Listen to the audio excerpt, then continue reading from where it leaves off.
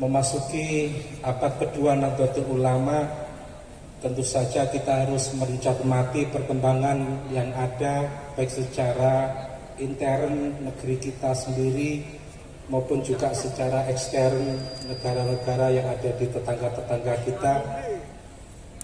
Yang lebih utama adalah bagi kita bersama ngestoaken dawuh para alim ulama, termasuk diantaranya dawuh dari Rais Am Pengurus Besar Nahdlatul Ulama Simbah Ki Haji Ali Maksum putranipun Mbah Maksum Ahmad sepindah nggih menika al-ma'rifatu bi Nahdlatul Ulama.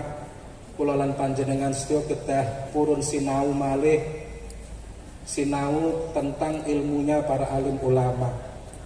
Yang kedua, asikatu bi Nahdlatul Ulama, meyakini bahwa ilmunya para alim ulama itu adalah benar dari Allah Subhanahu wa taala lewat Rasulullah sallallahu alaihi wasallam dan para sahabatnya hingga sampai ke kita semuanya dan juga sampai ke generasi yang akan datang.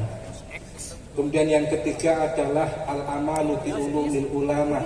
Kita harus mengamalkan ilmunya para alim ulama. Meskipun sedikit pemahaman kita tentang ilmunya para alim ulama, sekuat tenaga harus kita amalkan. Al-ilmu nurun, itu ngendikanipun Gus Poyung bahwa ilmu yang kita miliki sekarang itu betul-betul menurun.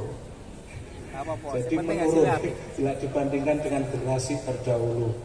Meskipun begitu harus kita punya keyakinan untuk kita amalkan dengan ketulusan hati dan istiqomah, insya Allah akan diijabahi doa-doa kita semuanya. Juga ikhtiar-ikhtiar kita bersama. Yang keempat adalah al-jihad bi Nahdlatul Ulama. Kita semuanya berjuang bersama para alim ulama. NU ini pemimpinnya ya para alim ulama. Orang seperti saya di Tanfidiyah niku nggih sakderno derek dawuhipun para alim ulama. Menawi para kiai sampun dawuh, kita sedaya selaku generasi muda harus cangcut kaliwondo untuk melaksanakan dawuhnya para alim ulama. Ini termasuk menjaga kewibawaan marwah dari ulama-ulama kita semuanya.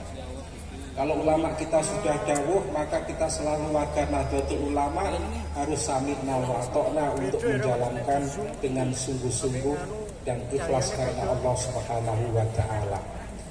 Adapun tugas yang terakhir yang kelima adalah as-sabru bi Nahdlatul Ulama.